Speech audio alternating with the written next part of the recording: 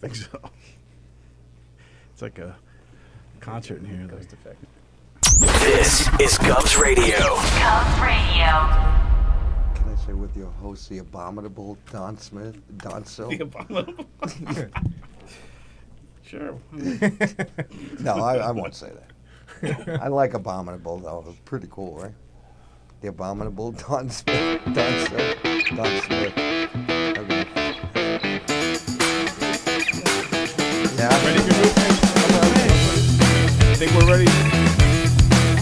Live from the back room of the world-famous Governor's Comedy Club in the heart of Levittown, Long Island, it's Put Up, Shut Up, and Stand Up with your host, Don Sill. Yeah, thank you. Benny Gagooch Razzuti, everybody. Thank you. And welcome to our debut show, everybody. Give a hand. This is our debut show. This is the first one of Put Up, Shut Up, or Stand Up, the show where we take two comedians and put them head-to-head in a comedy face-off of a whole bunch of different comedy segments that they have to prove themselves to see which one can earn a spot on the Governor's Comedy stage. So let's give it up. Let's meet our contestants, Bonnie Scalisi and Joe Capella, two nice Irish kids, ladies and gentlemen. Yes. How you doing? I'm actually Jewish. I'm not Irish. I'm Puerto Rican. So really Close, though. Based on that one, but So we also are joined here by three industry veterans who came here to help us judge this comedy face-off. We have Tony Walker.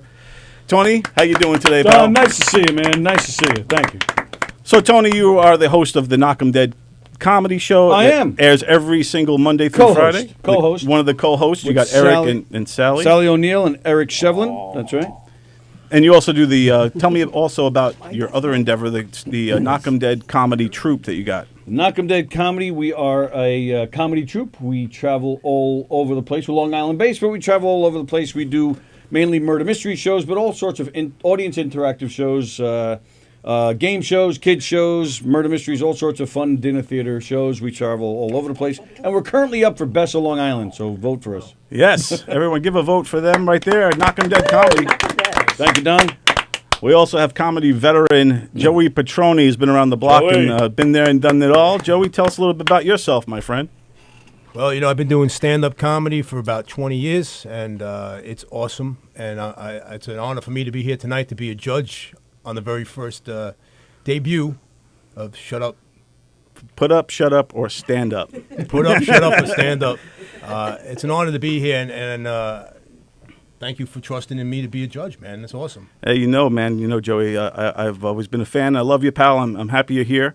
Thank you. And just tell me, what do you think about these two so far? Just looking at them. Just looking at them, I don't want to say they look funny, but they look funny. They look like they can be funny. Exactly. They look like nice people here, man. It's gonna be a tough. It looks like it's gonna be a tough contest. A tough little battle royale. Yeah. They got nice smiles, man. They look happy. You got nice hair. So do you. Yes, this is awesome. We also have Kyle Blake, a actor, writer, movie maker, director, does it all. He's got his show, J City Heights. It's out now on YouTube and jcityheights.com. Tell us a little bit about yourself, Kyle, and about the show.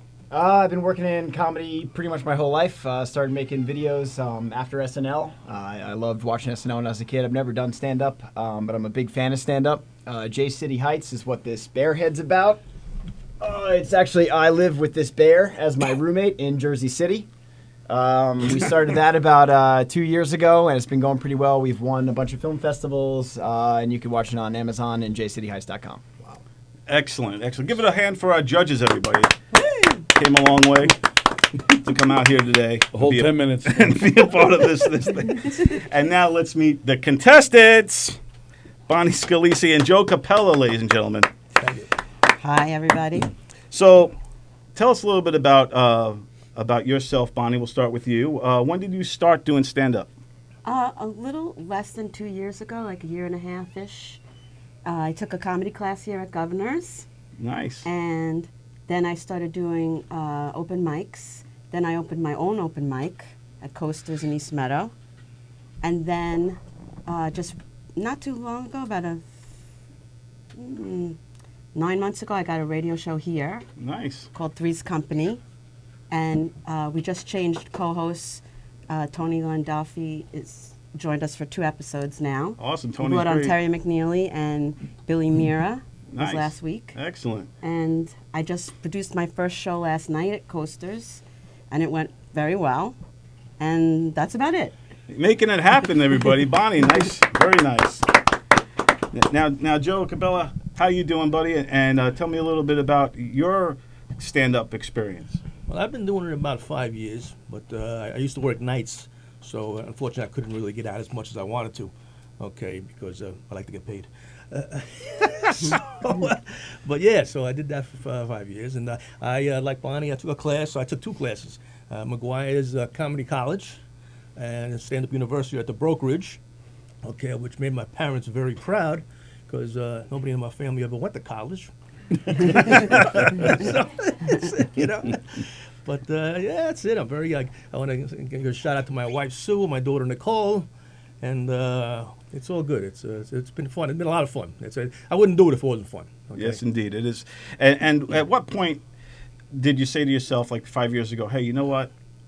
I think I'm funny enough to get up there on stage and do Well, this. you know what? Doing it, the first one I did was McGuire's, the comedy, and it was like over 200 people standing room only. And I tell you, man, I did a lot of drugs in my day, but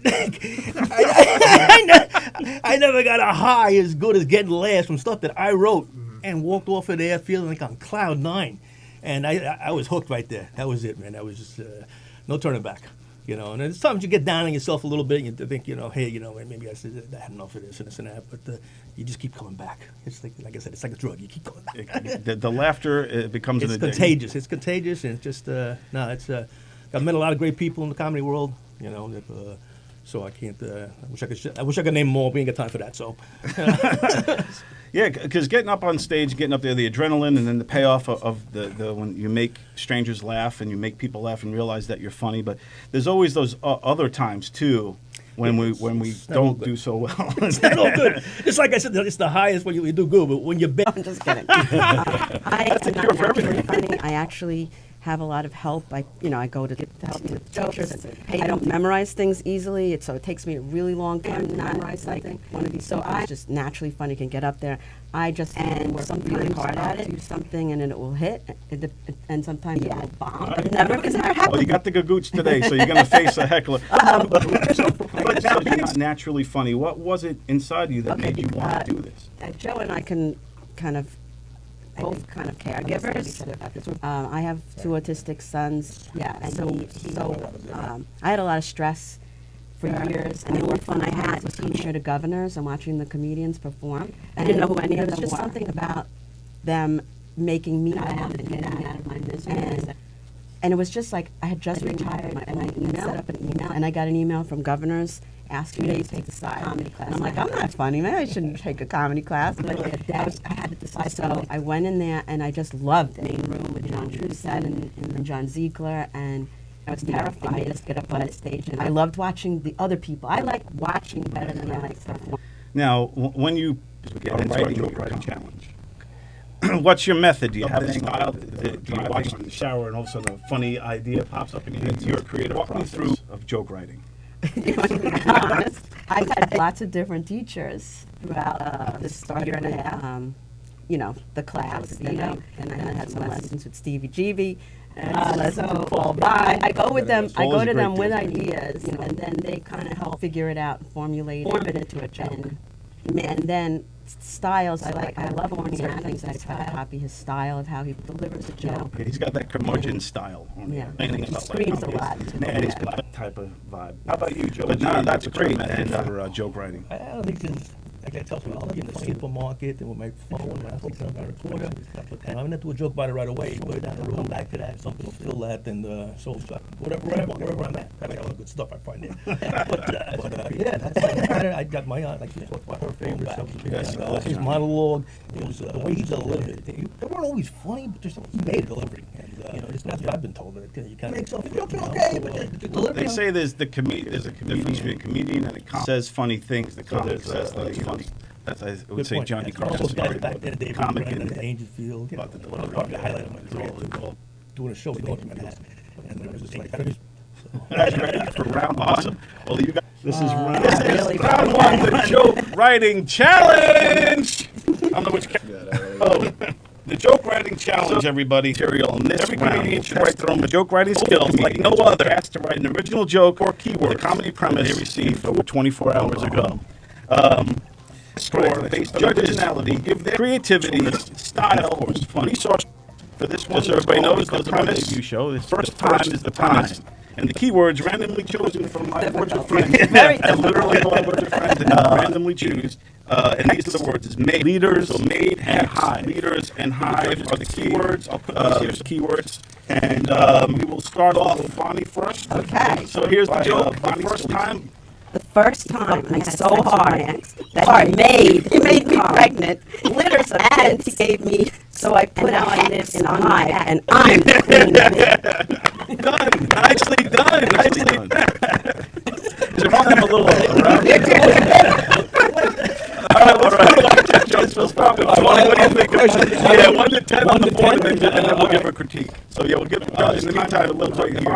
How difficult did you find Very difficult, because those words are very, they don't that makes it definitely challenging. It's the very random words. made M-A-I-D. That was smart. That was clever. Yeah, I like how you ended with so you got a lot going. Tony, are you ready? I'm ready. Let's see the score. All right. And I then give tell Bonnie them Wow. That's right. I give Bonnie 10 because I like the word you use for. Because you changed it. I like that. That's part of that's part of her charm. I like how again, it's one of her labelings to find it works. It works in that old. My pleasure. Wait, Patroni. You're the Brady. Oh, like a man.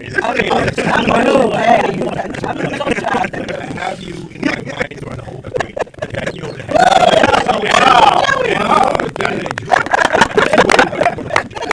This was great, my friend.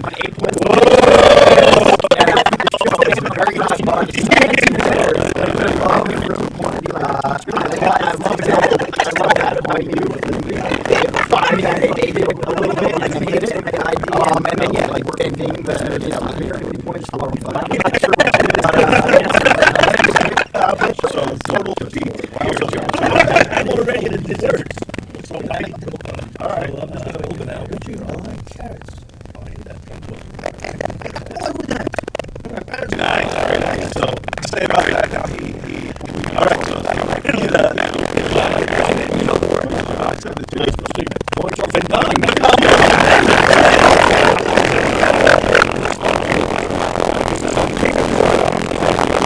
The studio. I did love the place immediately. The first time. What first time are you referring to there? I just left it Mr. open ended and Yeah. wanted to see where you went with. No, I was actually looking for the first time. You know, you lost your no. No, Lost my keys. Tell me about the first time you realized you were funny and wanted to do this for a living. Well, I don't know if I found that out yet. I wanted to do this for a living. I discovered. You know, I think the answer is pretty common one. It was when you're in high school. You're either a jock and you get the girls, or you play an instrument, you get the girls, or you're up on the stage and the girls dig it. You know, that was it for me, going up on stage, because I sucked at sports. I couldn't play an instrument to save my life, and I jumped up on stage and heard the little giggles in the crowd and girls paying attention to me when I came off stage. That was when I got the bug. So in high school, and to get serious on you for a minute, it was, surviving cancer, when I said, you know what? Working the regular day job just wasn't cutting it for me anymore. The paycheck and the paycheck just wasn't enough. Right, so I've been ever since trying to make a living in comedy, and I'll let you know when I get there. Hey, man, like you said, Right? Well, hey, man, I'm glad you made this move towards comedy. Me too. Like you said, life is short, and you got to make the best of every single day, and to be in a situation like that where you're reflecting on things and saying to yourself, you know what am I doing? This is not fun. I want to do what I want to do and make it happen. I think all of us in this room have that kind of mentality. Well, if you don't mind, and again, I'm sorry to get serious on you, but you're one of the people that inspired me to keep trying, because I remember we're family. Yeah, and yeah. 20-something years ago, both of us were like, hating our life and trying to, but you did it. You know, you had kids, and you still kept going until you made it work, and you made big sacrifices moving out of state. And I know we're turning this into a Don Sill, this is your life thing, but it took you a long time, and you kept going regardless of your obstacles, man. When you have kids, you know, like you did at a young age, a lot of people just settle and get the job, and you didn't. You kept going, and it's worked out perfectly for you. And so it's guys like you that, you know, told me I can make it, or at least try to make an attempt. But I'm enjoying the journey. You know, we run this place. We have our show here. We've made a lot of friends in here. Yeah. You know, we've known Joey for a while. You know, some of the comedians that come through here. It's been a lot of fun working here. Yeah, man. So it's more than just the paycheck. So Yes, indeed, my friend. So there you go. And thank you. That means a lot to hear all that. Absolutely. Tony, you're a Bye. good man, my friend. I'm happy to see success coming your way. So, Joey, tell me about the first time when you actually got up on stage and you performed for the first time in front of an audience, and take me through a little bit of that first time. All right, so the first time I performed as a stand-up comic, I was scared just like anybody else, you know. The hair in the back of your neck is sticking up, your face is turning beet red, and nobody's laughing.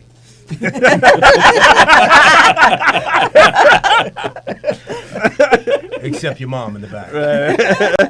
You know, it was tough, you know. And then I was on a show. You know, when you first start doing stand-up, you do a lot of open mics. You know, we didn't know what the Heckler was doing. I had a group of us, about 4 or 5 of us, and we'd do like it was a widows comedy fundraiser over at St. Rose in Massapequa, and you know, I'm all set in the back, and the comic that goes up before me says, "Show of hands, how many married people are here tonight?" Widows. Yeah, it just thumped the room down to. It didn't matter what I said. I had to follow you him. got to follow that. So you know, you you figure it out. You got to tune out all the negativity and all the nonsense on the side, and just have a great time, man. If you're having fun, if you're having a good time, I don't care about nothing else, man. I basically was doing it for myself.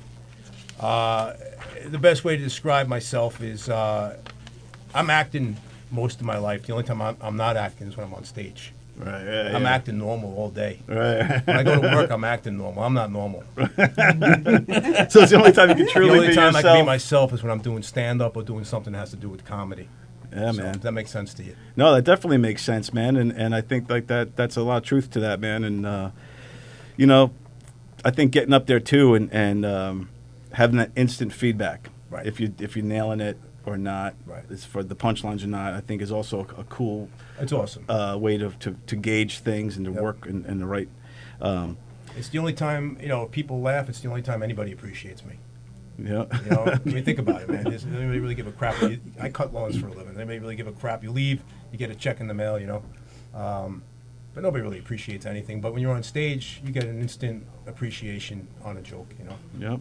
And you've dabbled in all different sorts of comedy through your career, and it, you know, I'm loving who you are now. Thank you. I've seen you. I now work with the Rangers, but you're an Islanders guy. Huge Islander fan. I saw all your Islanders That's why this stuff. guy's in between us. Yeah. man. I grew up an Islander fan, but now I work for the. But I enjoyed all the stuff you did for the Islanders and the Mets and everything else. Yes, so thank you. So you've been all around the block and doing all kinds of stuff. So Having a good time, man. Like Tony said, you live once, and you know, you can make money elsewhere, but you could also have fun, and time is money and all that kind of stuff. And you weigh it out. As long as your family's got food on the table, yep. go out and be nuts. Yes, indeed. Don't die though. That's my new Facebook post. Go out there and get nuts, but don't die. Don't die in the I was process. going to get that tattooed. Yeah. And that brings us to Kyle Blake, my good friend. Kyle is a actor, you know, filmmaker. He does it all. Kyle, tell me about the first time you decided that you were going to make a movie with a bear. Well, the bear, the actual background of the bear. Oh, here's the costume. This I like we the bought glass. this. This is actually like a $2,000 bear costume that we had like custom made. The mouth actually opens. It's pretty nuts. We had this made for an app that I was developing. I actually thought of the idea for a dating app, and I wanted the mascot to be a bear. So we had this $2,000 bear costume made up, and we had the app coded in India, and it bombed. It tanked. I mean, I had no idea how to make an app. I'd never done anything like that before. I thought I could do it, and I was totally wrong. Much better at making films. So the bear costume was just sitting in a closet, and my roommate and I were drunk at the bar one day, and we're like, hey, why don't we just make a show where I live with the bear? And we're like, all right. And 2 years later, it's J City Heights. And J City Heights is a great movie. I urge everybody to go watch it. It's doing great in the festival scene. He just went to a festival in Rochester, all over New Jersey. Killed it in Rochester. We should have showed that clip. Yeah, I have it on my phone. I do think we have a clip of J City Heights, so we're going to show the clip real quick. And once it's ready to rock, we will watch it. Does this have sound that comes in here? You ready? I think the sound will go directly to the people. Oh, so everyone here is just watching it. You can hear it on your headphones. Okay, yeah, so if you grab the headset. All right, headphones on. All right. J City Heights, everybody. It's jcityheights.com. You could check out the full movie. And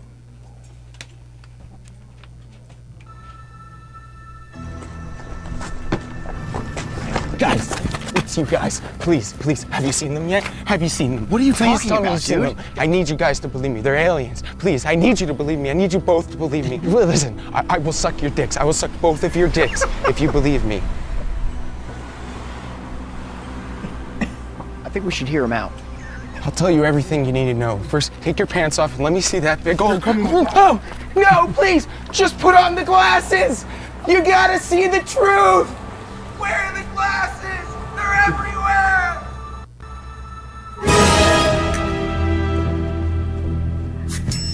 Let me go.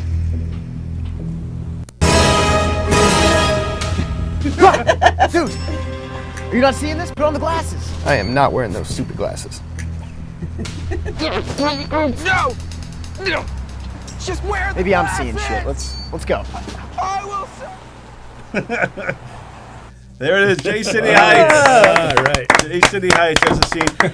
Now tell us a little bit about the inspiration behind that particular scene. So, has anyone ever seen John Carpenter's They Live? Yes. Any like Pipe 80s, like Yes, sort of, 80s, yeah, like super corny movie. So we're big fans of that. We made 2 episodes of J City Heights before this. And we were, they were bombing in festivals, like they weren't getting in anywhere. And we were like, well, maybe if we go for like more of like kind of a niche market, like a lot of film festival, aficionados would appreciate this film. We're like, let's make a spoof of it. So I actually bought a Bitcoin when Bitcoin was like $12,000, and then the price just tanked all the way down to like $1,500 at one point. Wow. And so I was so pissed off about it, I wrote a whole script where Bitcoin is a plot created by aliens to crash the world economy so they can take over. That was sort of the premise of the plot, and we went and shot it about a year ago. Finished posts like 3-4 months ago, and so far it's going pretty well. Awesome. It's a great show. I love it. It's hilarious. It's one of those things when you start watching it, all of a sudden you get roped in, and you're like, I was in tears laughing, literally laughing out loud. I started watching on the train, and I'm just like, people looking at me. But no, it was great stuff. So jcityheights.com, jcityheights.com. Make sure you check it out and watch the whole movie, and then just support local filmmaking. That's fine. So there you go. Kyle Blake, everybody. And Bear. So now we're getting into round 2, which is premise pressure. Premise pressure, round 2. So this one, these are some of the premises. You guys could pass it around, and then each just throw a random premise. So we're going to give each contestant, we'll have some time on the clock here, 2 minutes on the clock of premises that are going to be thrown your way. So you have to take a premise. So if they say something about like mother-in-law, you have to then have a mother-in-law joke ready to go. I'm good with that one. All right, cool. So this is premise pressure. I'm going to set the clock at 2 minutes. If I can get my stopwatch to work here, that'd be great. And then we will do the premise pressure, folks. But do we take turns? It will be one at a time. Okay. So since you start the last round, we'll have Joe start this round off. So, comedy could certainly throw a lot of curveballs, and sometimes you have to think quick on your feet. So, round 2, premise pressure, we will see how fast these comedians are with a variety of premises. Each comedian will have 2 minutes to fire off punchlines with premises given to them by our judges. Oh, God. So now I'm going to set the clock. Are you marks? Are you guys ready? I guess we'll just go Tony, Joe, Kyle, and then over and over again. All right. Until 2 minutes is up. Are you ready? Set. And go. Bruce Jenner. Bruce Jenner. Oh, Bruce Jenner. I remember the first time I got laid. She looked like Bruce Jenner. I remember it was in Donald. It was in Brentwood in the treehouse. Okay, and to this day, every time I get a splinter, I still get a hard on. Go, Joey. Barking dogs. Barking dogs. Do I got to give you a list of all my girlfriends? I mean, come on. There's too many to name, okay? All right, Kyle. Terrorism. Terrorism. No, that's a tough one. Terrorism. I don't know. I don't follow politics much about the whole terrorism thing, but I will say this in defense, not necessarily terrorism, but in defense of Donald Trump being Puerto Rican. You know, I want to thank him because when we had those storms in Puerto Rico, okay, without him, we wouldn't have had paper towels. Social media. Social media. Oh, Facebook is it's a great thing. I love Facebook. You know, I remember writing somebody one time. This woman I know, and it was snowing out, and I said, "Shit, we got 9 inches over here." You know, and she goes, 9 inches. Next thing I know, she was sending me pictures of her tits. Go ahead, Joey. The Man on the Moon.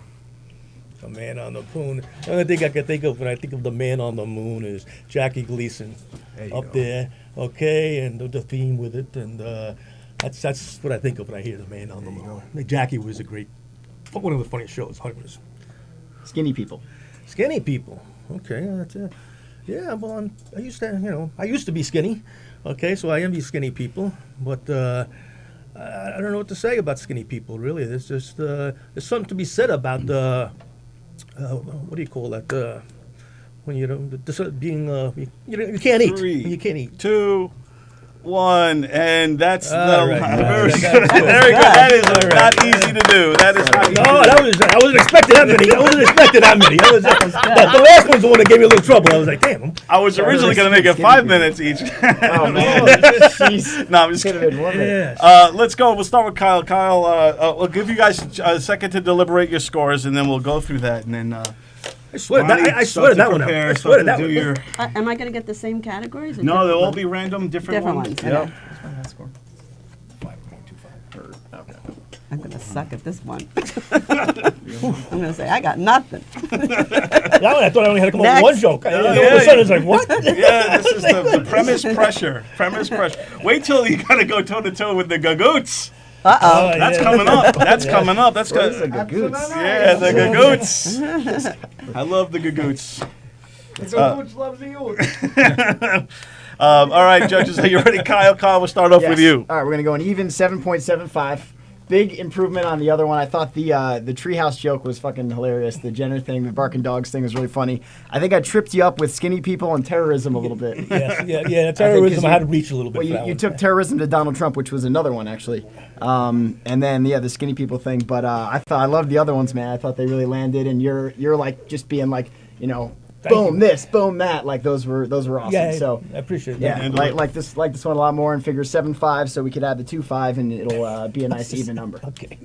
Nice. Good job. Okay. Thank you. And Joey? Well, I gave you an 8. All right. I thought you were very quick on your toes, man. You look very relaxed, very comfortable. You didn't stutter at all. You did a little homina for the Jackie Gleason on the Man on the Moon. That's it. Nice. I did well done. Well done. Thank you. Job, man. Excellent. And Tony Walker. All right. Joe, I was impressed. That's not easy to do. Just topics, just throwing at you. I didn't really. There was no punchline with the Jackie Gleason thing, but that's all right because sometimes it's just provocative thought. You just want to Jackie's just get funny. thought. So you think of Jackie Gleason, you laugh. So I give you, not only did I draw a picture of you, but I give you a 9.5. 9.5. Oh, man. I was impressed. All right, so let's do the math on photo that. of 10. What's that? I give your photo a 10. Yeah, I know. That's pretty good. That's pretty good. I got thank So you. do, what's the total here? 15.75 plus, what was it, 9.5? So, fucking, Well, you need a Vanna, Don. You need I a know. Vanna. I know. I mean, You screw up your whole theory there by putting a 975. yeah, let's do this. What's that? What'd you say? Plus, What number? what was yours? 9.5. 8.5. Maybe I should I start suck this. spending. I got a lot of ground to Oh, make yours up. was just 8, right? Mine was 8.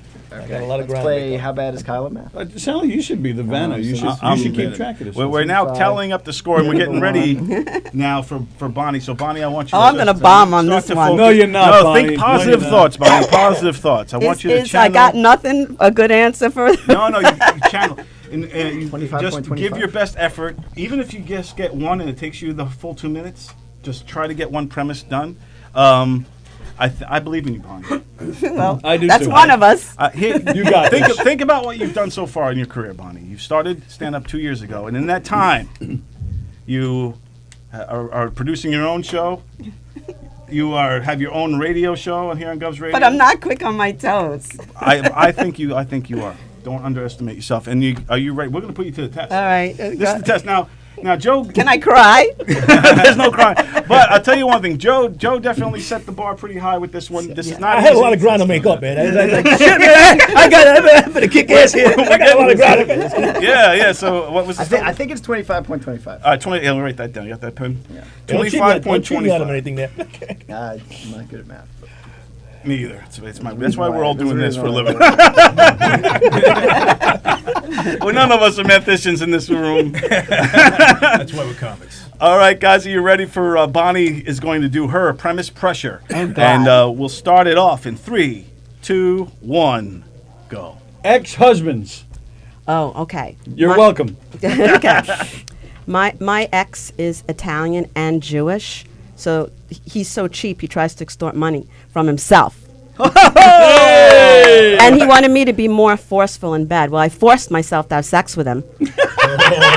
Nice. All right, Joey. Vegan. Okay, I am on the dating sites now, and my friend Kristen Tinsley is giving me the real vocabulary and what it really means. So she said if a guy says vegan on a dating site, that means he's got no money. He's busted. So vegan equals busted. Okay. Nice. Good. Football. Football sucks. And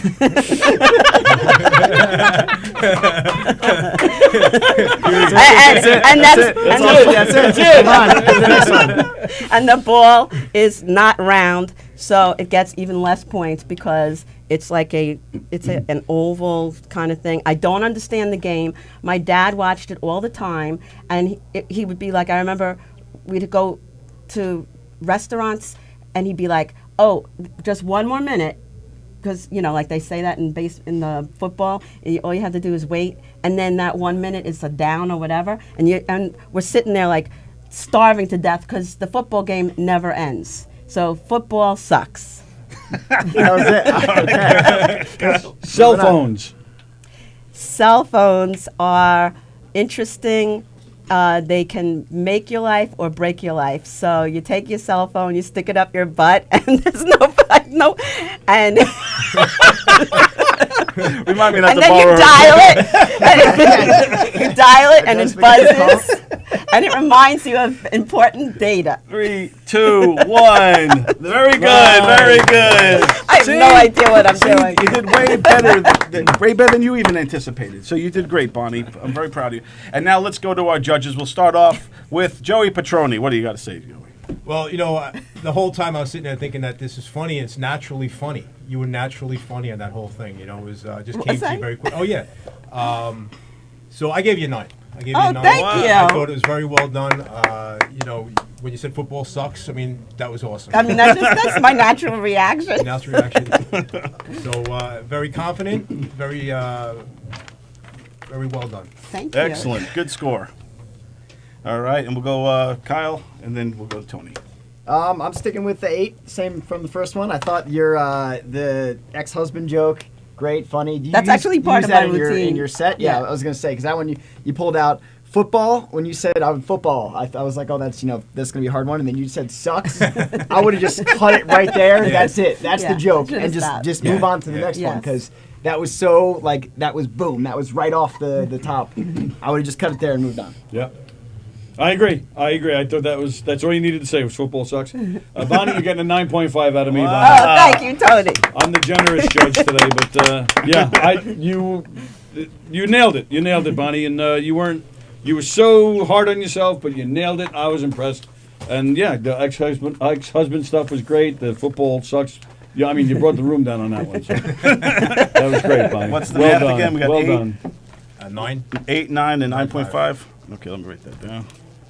All right, so let's talk to our judges. Tony. Yes, sir. What do you think about them so far? Now we're in the middle of the game. What's your thoughts on these two? And just walk me through it. I think they're both great.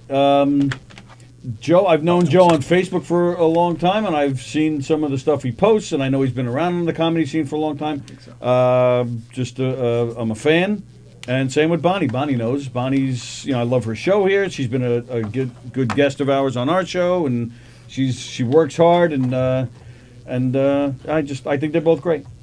Excellent. Thanks, Tony. Thank you. How about you, Joey? Are they doing better or what you expected, or how are they doing for you? That second round right there, that round we just did, premise? the premise round. That's a very tough thing to do, and I think both of you handled it really, really well.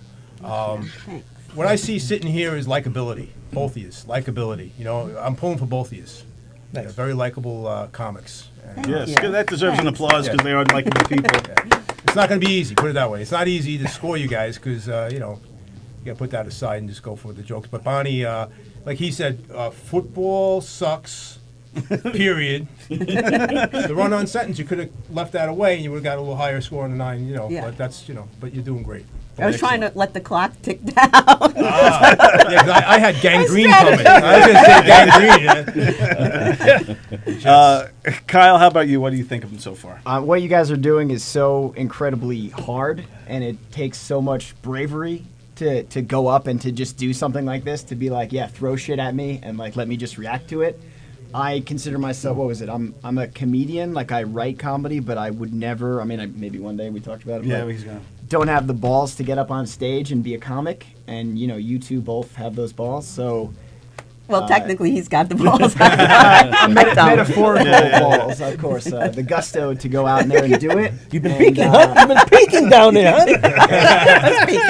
And something else that I'd have to say is, just from talking to everybody, I know we all like to keep it light, but comedians seem to have a serious side, and I know a lot of people, you just mentioned cancer, and you guys mentioned things I started doing comedy because my father passed away when I was in college, and I just started making films after that, and getting into it. I was going to go to law school, so it just seems like a lot of comics this is sort of our our therapy, our Yes. outlet. You were going to go to law school? I was. And this is what happened? Don't remind me. Holy You sound like my mother now. You just lost Now some you just points. lost points. What's this? Yeah, what's this? You could have been done Don't in insult Columbia the by now. judge. Yeah. You get a big fat 0. I'm going to pay for that one later. I know. But no, I think this is therapy for everybody, and it's awesome that people can do it. And Don, I say real quick that they're both having fun. It's obvious. Sitting here, they're both having a great time right now, and that's everything. It'd be That's better what with it's all about. booze. Hey, we got some I bought a bottle of Tito's. Tito's. There you go. Sponsorship, Tito's. So I just want to give you guys an applause again midway through that you guys are both, you showed up and you're doing our debut show here at GovsRadio.com, but also that you guys did bring the funny. You're not disappointing and you're doing your best. So thank you guys for being here. We're the guinea pigs. Yeah. And the next round, it's not going to get any easier, folks. The next round's going to be tough because the next round will test your comeback skills, if you will, your roasting skills. I've never been heckled. Yeah, so This'll be interesting. this round, when performing stand-up comedy, comedians should know how to handle hecklers and be able to roast a person at the drop of a dime. This round, these comedians will have to face off and trade insults with the Gagoots for 3 minutes. 3 minutes of insults each. 3 minutes. 3 minutes. Oh my God. He's going to insult us, and we have to respond. 3 minutes. Yeah, so Gagoots, Oh my God. Gagoots will deliver an insult, and then you fire back. Walk over there. Benny, all right. walk over This to is Bonnie going- if you can. Okay. Oh yeah, let's get you My right Bonnie here. lies all over the so ocean. You can move over here. Should we turn one of these GoPros around to get the good goods? Well, He's going to get over. Oh, okay. Yeah, So if they can Bonnie, just you're gonna go swing it a against little bit. Bonnie first. What should I do? Move over? Yeah, you move over, and then you're gonna face off against Bonnie. Yeah, So- that's it. That's it. Just move over a little bit. You're fine. Yeah, then Benny, you're in the shot. You're good.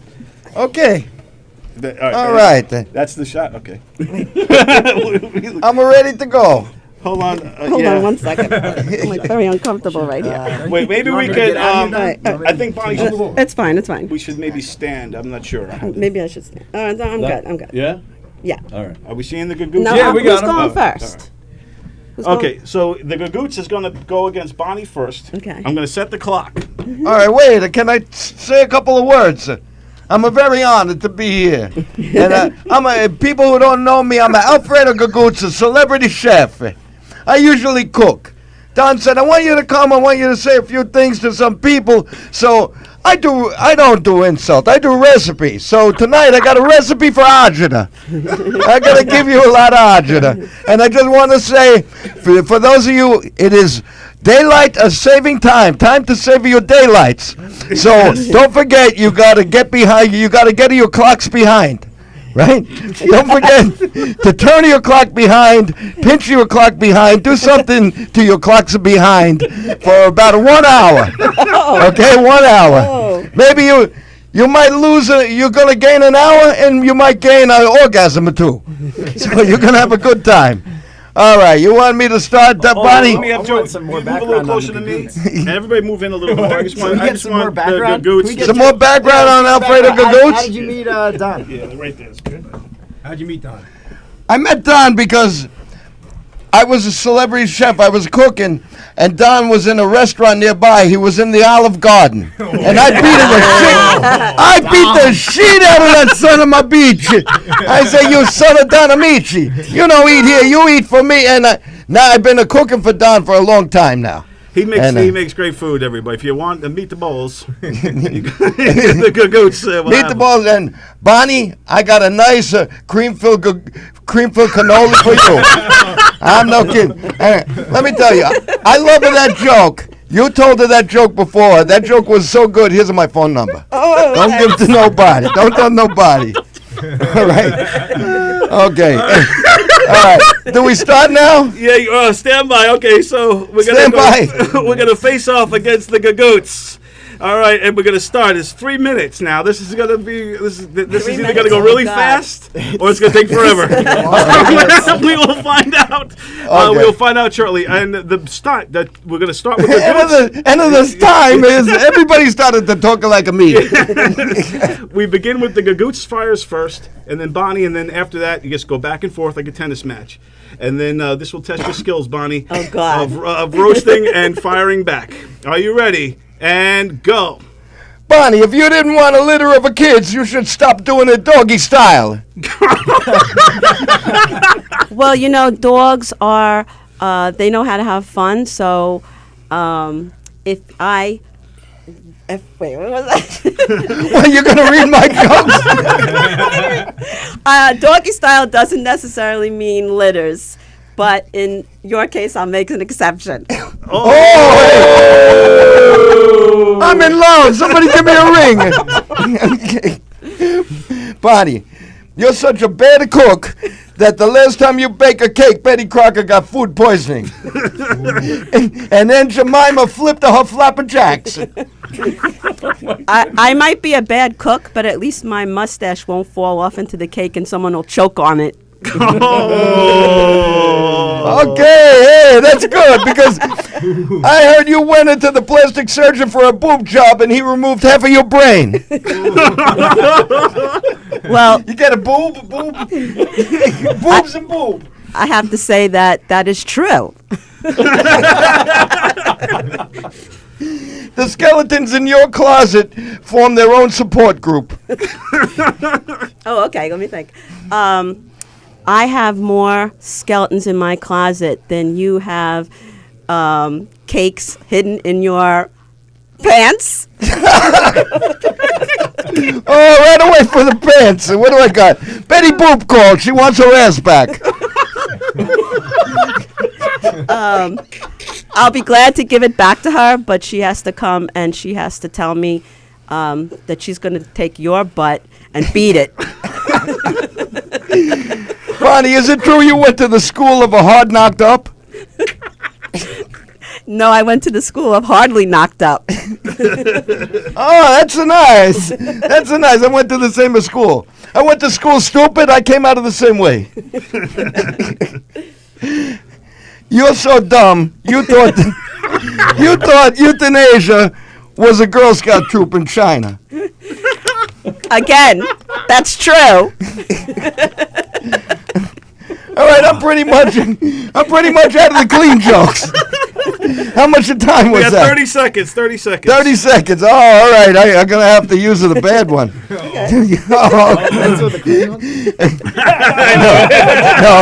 I'm no going to say it. Not for you, Bonnie. I'm going to use my last 30 seconds to say, Bonnie, that was very good. You could cook in my kitchen anytime, if you know what I'm talking about. Thank you. Thank you. Very good. Bonnie, have any last words? We got 8 seconds. I've never had a heckler, so knock wood. If that's the worst I'm ever going to get, I'll be very happy with that. Very nice. And that's your time. Very good. So, Bonnie, we'll have you just walk out. Sure. And then, Joe, you could stand where she was. And then it's your turn to battle against the Gagoose. But before we do that, Okay. should we score it? Oh, yeah. Or if you want to score them both at the end, how do you guys want to do it? We'll just do one at a time like we've been doing, right? That sounds good? Yeah. All right, cool. So we'll let them deliberate.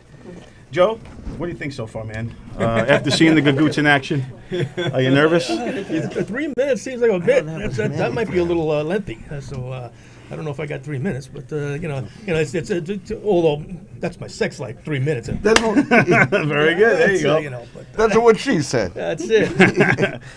So what do you think of the Gagoots so far? Like, what do you think of his? Am I starting here with the roasting now? No, we're waiting for the judges to deliberate. Oh, but I just okay. wanted to get No, what's no. going on in your mind right now when you Benny, saw what happened. Well, joking aside, I love Benny. He's when he had his other show and he had me on there. He even I think Stevie G B was on the show when they were discussing my hair. And I was watching the show and I was sitting there, look at this, they're discussing my hair on this show. So and his wife Nancy, great person. Yo, Nancy rocks. Nancy is awesome. So And, Nancy, I'm a lover of you. yeah, she's. I love Alfredo you too. Gagoots loves the youths. And Don loves you too, Nancy. Nancy's a big supporter of local stand-up comedy and all the comedians, and she's great, man. And I wish there was more people like her in the world, for sure, because she rocks. So Benny, you're a lucky man, my friend. So is Alfredo Gagoots. All right, judges. Let's start off with this time. We'll start with Kyle. Kyle, what do you think? I'm of going Bonnie? 6. I think this was your weakest of the 3 sections. I think Gagoots was just coming over the top with haymakers. I mean, he, in fairness, had these prepped, and you did not have time to prep. So obviously, it's That's super right. hard. But I'm going to leave the door open for a comeback here. I'm gonna crack it open a little bit. thank Let's you. see Okay. how we go here. All right, Joey. It's funny, I agree with what you just said, but you handled yourself very well. You didn't break, you didn't crack, you didn't. And I didn't punch him in the face. You didn't punch him in the face. You were smiling the whole time. You were having a good time. He didn't shut you down. So I gave you a 9.25. I was impressed. Wow. Thank you. With the way you handled the Gagoots, I was very impressed. Because he was hitting you pretty hard. Yeah. Yeah, I agree. It's you guys have a very unfair advantage, because Benny has time to prepare, and the contestants don't. But I do like how Bonnie tried to turn the tables on him and got, she insulted herself and she even paid him compliments from time to time, or just flat out agreed with him, and if he didn't have time to prepare, he would have been thrown by that. But so I did admire the way she handled it. Although I didn't go as high as Joey because I do feel there should have been more. She should have been giving more back at him, but I went 8.5. Thank you, Very Tommy. nice. Thank you, Bonnie. I do want to. We got Tom Jude in the house. He's come here all the way from Buffalo to film our show today, our debut show, with his girlfriend. Nula. Nola, beautiful Nola, name. sorry. Nola came here. They're both from Buffalo, and they came out here all the way here to shoot this today. So, Tom, get on that mic for a second. Mike, Tom, What do you think so far of this show? What do I think of the show so far? Your look is hilarious, man. I mean, you're gold. The Gagooch is the man. I don't know if I want to see the cannoli. I don't know if a woman ever wants to see the cannoli. Please keep the cannoli in the bakery and stick to making pasta and other good stuff. Make a good lasagna too. Yeah, well, I'm sure you do. Not the cannoli. And Miss, your name again, please? Bonnie. Bonnie. Fantastic stuff. Football doesn't suck, by the way. Since, The Jets suck. The Jets suck, but you know what? Football doesn't suck, right? Go back to those MBS Tom is an days. avid NFL fan. He's a Giants fan, so he's a little upset, a little bitter, but that's okay. But I do want to thank you both for coming out here. I know it was a long hike to get here. I truly appreciate it. It's always good to see you. Much appreciated. So props to you guys. Thank you. If I may, one quick thing. Your name again, sir? Joey. Are you a comic, or are you like are you not over the fact that Halloween's over with the look? Because like you're scary, bro. You are a very scary looking individual. This is how I look on a daily basis. He is the opposite of scary, though. Joey's the nicest guy, man. Joey Patroni is a great dude, and I love him, man, and I think he looks freaking fantastic. Thank you, man. Yes, indeed. Yes, indeed, brother. The bow tie is fresh. Yeah, well, I was going to be a judge tonight. Bow Yeah, tie. I'll give you that. The bow tie is fresh, man. usually wearing an Iron Maiden shirt. But Oh, yes. Judas Priest. Excellent. The phone is ringing. So now we will move on. You want to take a call? Can't take calls right now, unfortunately. But leave comments, only positive ones, though, please. That's right. This is our debut show. Give us a little wiggle room. Let's hear for Sally in the engineering. Yes, Sally. Also, yes. Thank you so much for coming out. And My pleasure. And being. What do you think, Sally? What are you thinking so far of the show? I would think it'd be really nerve-wracking to do that. I know, right? To come up with something. It's really difficult. I'm like sweating for them. Yeah, it's a lot of off the cuff, off the top exercises. They only had one to prepare for, and that was hard too. So it's been difficult the whole way through. But now, Joe, are you ready? As ready as I can be. He's going to face off against the Gagoots. We've been holding off on. Do we have the score for that last one? No. I think it was. Wait, was someone trying to call in? They can call into the show? Yeah, people can call in, but we'll take calls in a little later. If we have time at the end, we'll take some calls. Yeah, we got no time for you. I will let everyone know when the phone lines are ready to rock, and we would love to have your phone calls. That's actually not a hilarious. bad. That's actually a round you can have. People can call in and they could see call how in. they handle the Yeah, I call. like that. Yeah. See, That's that could be an nice. extra round where the caller calls in and Engagement. challenges the. And they challenge you to something. So why not? Why not at least have everyone challenge you guys today? 23.75. So that's 20. That was for Bonnie. So 23.75, right? What a mess. Yeah, we're gonna figure out this. The scoring system's gonna get fitter also. I am far from a mathematician. All right. So I do want to say hello to my fiance Wendy, who's watching right now, and Sophia, and all my kids if they're watching. Just text me, let me know, like they did. Love you guys. Only the nicer things. All right. And now you might have to. Sophie might have to cover her ears because it's time for the Gagoots and the roast battle. And Joe will have to face off against the Gagoots for 3 minutes. This isn't going to be easy, folks. Are you ready? Let's go. Set and roast. Joe, who let you out of the kitchen and who's washing dishes in your place now? Okay, well, Benny, really, Halloween is over, so I don't know what this is all about, but, you can put that stuff away now. I'm imported from Sicily. You didn't know that? I'm imported. Really? Yeah. Yes, okay. Made in Sicily, assembled in the United States, which is why I'm a little crazy. I know you're talking a lot about your cooking here and how good it is. I sure as hell, it's funnier than your jokes, or better than your jokes. Who's talking to me? You look like a Puerto Rican caveman. Puerto Rican. It's so easy a Joe Capella can do it. That's right, in Puerto Rico. That's too easy a target. No. Somebody just called me Irish. Okay, I think you probably told him about the size of my dick, right? Irish with that hair? The last time I saw hair like that was when I made a pee-pee. And I guess at your age, that's probably every 10 minutes, right? That's it. That's the truth. I can't lie with that. I'm a peeing right now. Bonnie want to know why is it so wet over here? I don't know. Jocabella's sweating. You would sweat too if you had a trunk full of hubcaps. Okay, yes. Benny. When are you going to get contacts? Get rid of those glasses.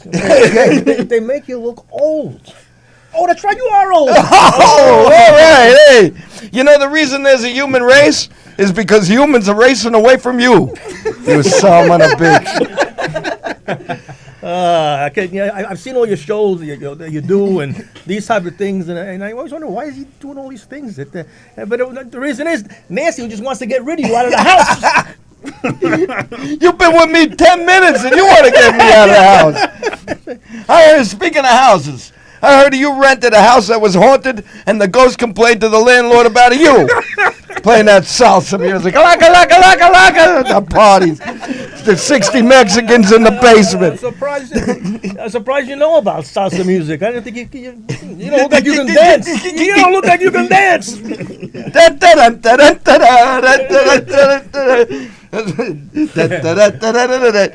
I want to hear some Frank Sinatra from you. That's what I want to hear. Joe, you got the brain of a Mama Luke, and he's happy you stole it from him. Well, it's I got a big brain in there, okay? But you don't know it because I got so much hair, unlike you. Oh!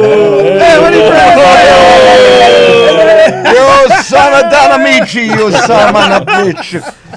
All right, the last word, 10 seconds. 10 seconds. Joe, your crotch is a condo for fruit flies. Benny, I like this shirt. What thrift store did you buy it at? I bought it from an army. Time, and that the is Salvation time. Army.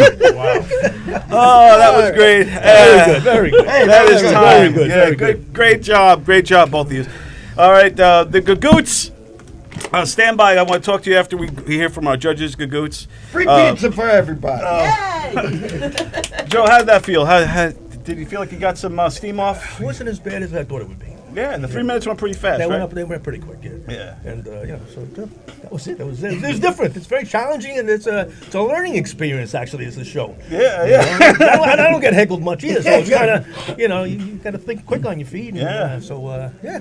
No, you did awesome. You definitely held your own, and now we're going to pull to the judges. We'll start off with Tony Fresh, and let's see. I thought Joe held his own very well and kept up with the Gagoots. I give him a 9. Nice. Thank you. Joey. Joe, I gotta tell you, man, you impressed the hell out of me. Oh, okay. I'm sitting over here, and for a second, I was thinking Don's gonna have to step between the two of you. I'm wondering how much is the Goots gonna take before he clocks you.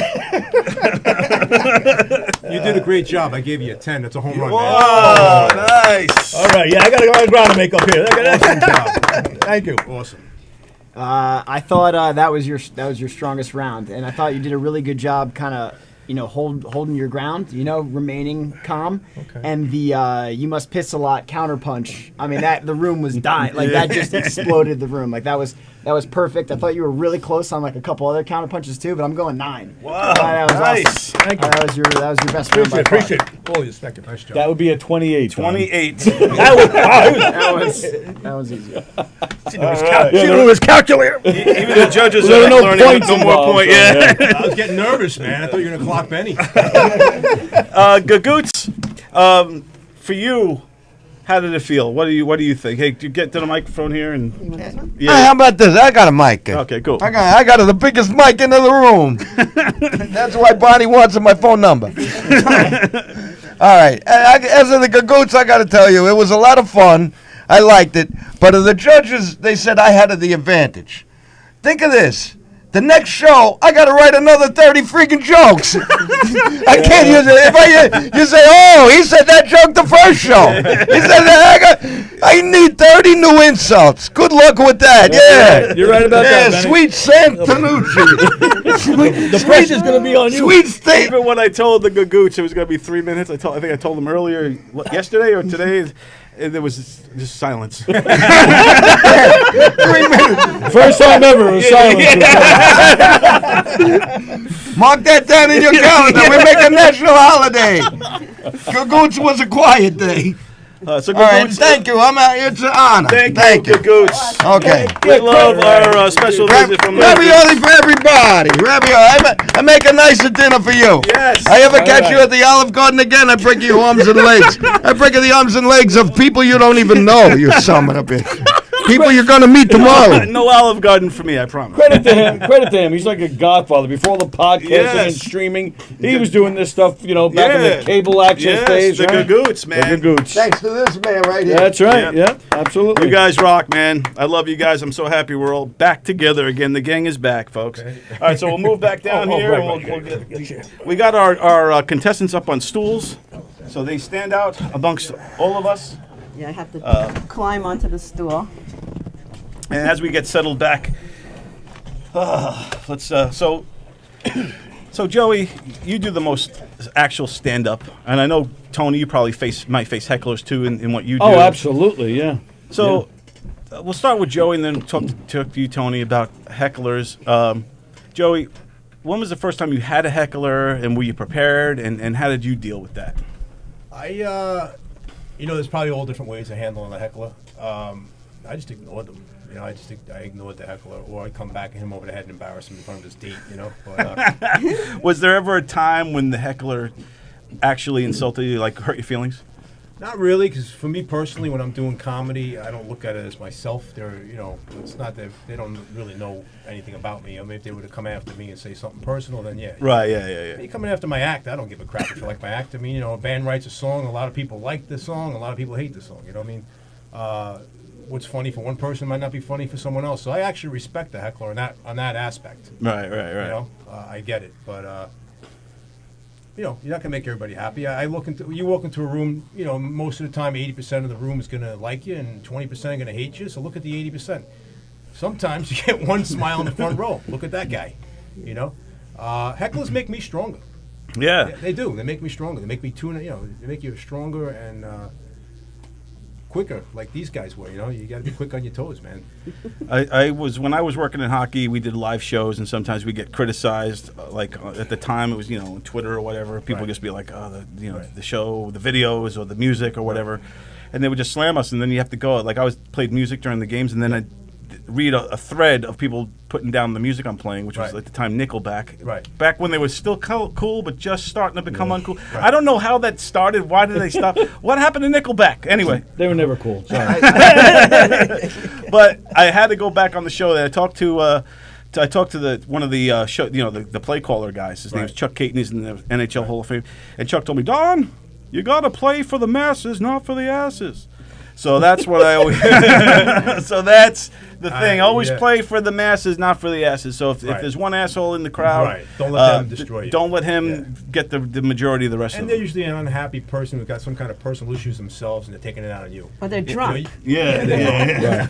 What's the worst heckler story? Do you have one in particular?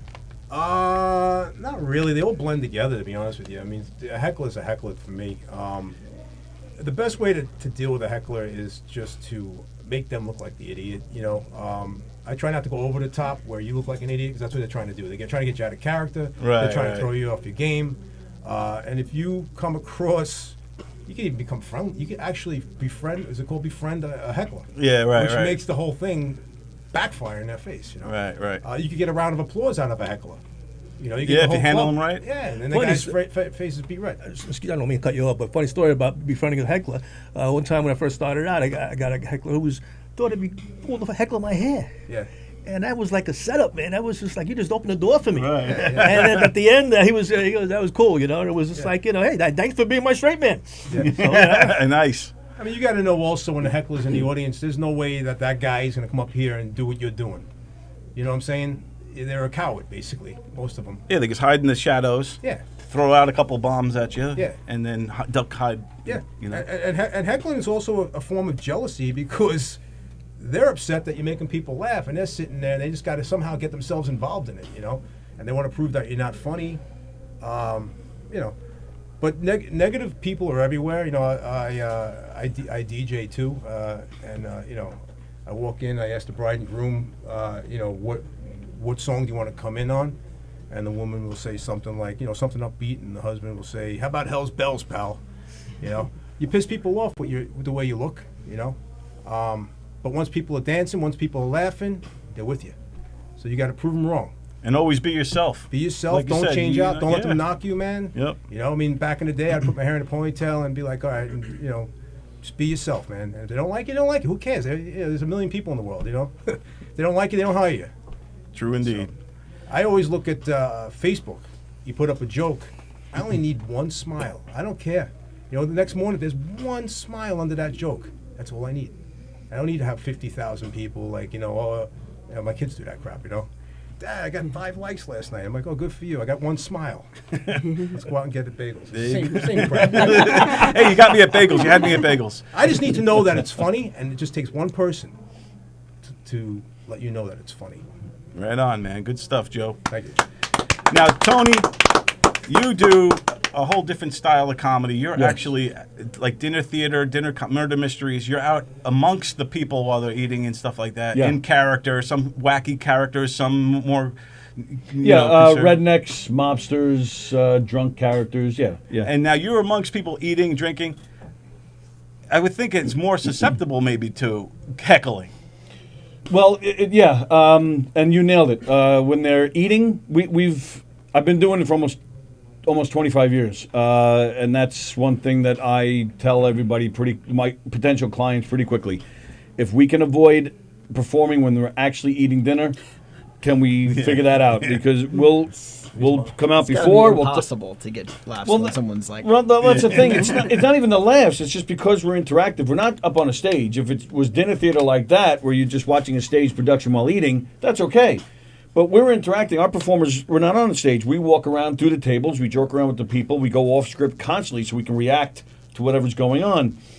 So, yeah, when they're eating, they don't, you know, I'm eating. Don't bother me now. Plus, I don't know if the stand-up guys experience this or not. I definitely do in the type of comedy I do. Get them fed ASAP. Because if we're starting a show, I mean, you know, people come on a Friday, actually, no matter what time, no matter what day of the week, if we're starting a show at 8 o'clock and they haven't been fed yet, they're pissed. Yeah. So you're battling that. You have to be funny on top of your. It's an extra battle, and we've done it. We've done plenty of shows where we'll do the show. We start the show. They haven't eaten yet, and they're all grouchy. They're just sitting there. They're pissed, and we stop the show at a certain point because we know if they eat now, when we start back at this particular spot, we're going to get them. So we tell the kitchen, the staff, all right, we're stopping in 10 minutes, whether you like it or not. Make sure that kitchen's ready. And most of the time it works out. They bring the food out, at least an appetizer or something, and then they eat dinner. We come back out and they're happy, and we got it. So. And it's also like the over enthusiastic, like when they're fed and they're happy and they're having such a great time, like because we're so close. We sometimes will sit on their lap and stuff, and they'll like get up and pick you up and twirl you around, you know. So as like a performer, you're used to being on stage where you have that protection, but like what Tony does is, I mean, they're like women will take their shirts off. It's like it gets to be like really crazy, you know. That hasn't happened at all. Say what? It has happened. It has happened. Yeah, like we'll do like fireman shows and they'll like pick people up. It's crazy. Wow, yeah, I mean it's a lot of fun. It's really good. do, yeah. Because you're right in the mix. There's no stage. You're in it. Right so there, you're with the people, which is cool. I Because, love it. Yeah, you're interactive and it's cool. Yeah. I've seen the show a few times. Always great. Never disappoints. It's a different show every time because you never know how the people are going to react. And well, and that keeps it fresh for the performers. Yep. Yeah. But there are, and it's funny working here. You talk to a lot of the comedians, and we do that. A lot of us do it. We'll talk about what a great crowd it was. It was 200 people and they were laughing, but there was just one guy. You know that one. Yeah. You need to just kind of get that out. I hated that guy. He said this and he was a prick. You get that out and then you're done. You get to go back to what a great show it was. Right. But I also just 2 weeks ago, I also there's a local farm here on Long Island, White Post Farms. You yes. were nice enough to come see me. I'm the host. I'm like a glorified Walmart greeter, basically. But you're dressed as a farmer on the farm. Dressed as a farmer. I'm making the announcements. What's going on? I'm joking. I'm messing with people as they're walking around. I got a mic. The whole farm can hear me picking on people and making announcements. Bonnie was nice enough to come see me too. But there was a guy 2 weeks ago. He was a really tall guy and he had a hat, right? And he had straight blonde hair that ended like right here, and it reminded me of Tom Petty. You know, that was kind of like the style of his hair. Nothing else about this guy looked like Tom Petty. It was just the hair. So as kids would come in costume, and the kid dressed as Superman. Oh, look, everybody, Superman's here. I make the jokes. And so I see this guy, and I said, everybody, Tom Petty. Everybody say hi to Tom Petty. And he just kind of gives me this look, and he leans in. So no, he's going to say something. So I put the mic in his face, and he goes, I take that as an insult, fuckhead. Oh. And I'm like, it's a farm. Family it's farm. a family Yeah, kid pumpkin place. farm, yeah. I'm like, all right, fine. If you didn't like it, that's cool. But to go that far with it, like you said, some things are funny to some people, some things aren't. That's cool, and we experience that in our murder mysteries too. If you don't like what we're doing, I get it. But you don't have to be so mean about it. We've had run-ins with people at murder mysteries too, where they're just mean about it. If you don't like it, just sit there. Get through it, or find a good spot to duck out. Avoid it, right. This guy, there was no reason for this guy to curse at me on the mic in a children-friendly place. And if it was somewhere else, I might have had more words to say to the guy, But it really kind of throws you for a second. You gotta be on top of your game and not really let it affect what you're doing. You have to have the skin very thick. Yeah. And deal with it and let it roll. And that's not always that easy, but No. but professionally, being 25 years, being in, you've been about 20 years or so, right? Oh, yeah. So having that kind of time and dealing with all kinds of crowds and all kinds of people, you kind of start to develop a thick skin. Now, Kyle, The equivalent, I guess, for film would Yeah. be like having a film that just bombs, like in the theater, which I've had like a few times. I mean, even like J City Heights, like people who get comedy like it, but we actually had to get into like kind of a stuffy film festival. Like where it's all about like, this is this sad story and this melodramatic story, and they did not like it at all. all of a sudden the talking bear and I'll suck your dick and the whole killing the prostitute thing and all the shit that's in there.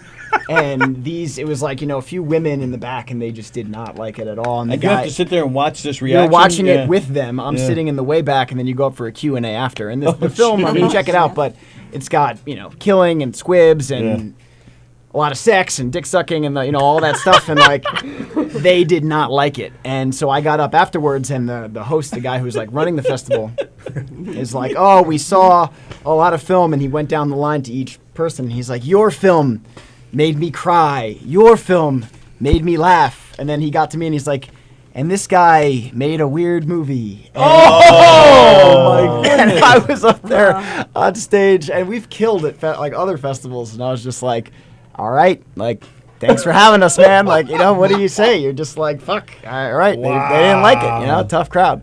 So, yeah. But whenever you throw your art out there, Yeah. whether it's a movie, a live show, a stand-up show, you're always putting yourself out there, your art, to be critiqued or criticized, or people don't get it or they don't like it. And I think that dealing with that and having these stories is part of the fun. I think in a way. Yeah, it sucks yeah. at the moment, Sure. but yeah. It's definitely all learning tools. It does make you better. Well, I think someone like that saying your movie was weird, right? He's looking to get a rise out of you. I think a lot of people are just provoking you just to get you off your game. He's happy. He just did a film. He's proud of himself. People are shaking his hand. A great job. Certain people don't like that, man. You know what I'm saying? They want to get you off your game. They want. Yeah, I they have a just lot wanna of, like you said, I was a nice guy, right? I have a lot of people who try to, at work or wherever I am, they try to break that. See, I told you he was nuts. Right, See, yeah, what they do is they hound the hell out of you, and then when you break out a character, they get you on video, and your whole life comes down to those 3 seconds where you flip out at a film festival because the guy said your thing was weird. Yeah. Right? Right, and that's all the so that's no the headline. response. That's No the response. caption. No Yeah. response is the best way, Yeah. man. Yep, that's it. They're looking for- Because then you they're make looking- them look stupid. Well, and by then, not by responding. reacting to it, like I got laughs from the few people that did Yeah, like good it. And, like response. some of my friends who were Yeah, there in yeah. the crowd, and I was like, if you want to see it, it's on J City Heads. That guy kind of did a little plug at the end, and he was just like, "Fuck you, dude." I've also noticed too. Sometimes sometimes people will just have a fuck it moment. If they're getting heckled or if they feel they're bombing or it's not going right, you just kind of get, fuck it. And you just kind of roll with it, and then you just stop caring. Right. And I remember Joe DeVito actually told me a story once where he just broke up with a girl. He was really heartbroken. He didn't feel like he could do his bits that night, and he just started talking about losing the girlfriend, and he ended up having this nice open conversation with this crowd, and it was like a big, like they loved it. You know, Therapy session. Yeah. Right. And I know, actually, I don't know if you want to talk, but I do remember a story with you years ago when you were doing your stand-up for a room full of gay men. Oh man, I bombed bad. But you had this fucking attitude, and you. I did. I became you like just a. didn't care. I became like a bad wrestler. I went up there, and at the time, you got to remember, this is like late '90s when the show Oz. Remember that show Oz? yeah. So the show Oz was out, and there was a lot of male frontal nudity. So I was like, "Has everybody seen Oz? There's a lot of cocks in that thing."